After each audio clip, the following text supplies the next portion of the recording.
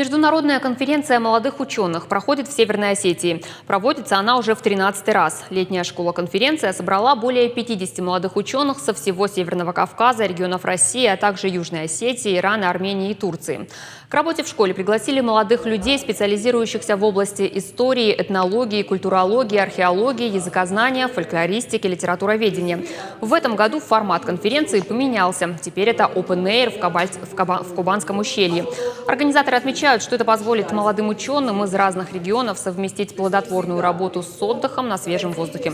Организаторами форума традиционно выступил Северо-Осетинский институт гуманитарных и социальных исследований имени Васо Абаева. Отмечу, сейчас в институте проходит еще одна конференция, посвященная генеалогии народов Кавказа. Проводится она для того, чтобы привлечь молодых исследователей в науку. И не просто привлечь, а научить их работать. Потому что сегодня много людей, которые занимаются паранаукой, которые тоже одну-две книги прочитают и уже пытаются сами тоже что-то писать, не зная законы и правила, как это все делается.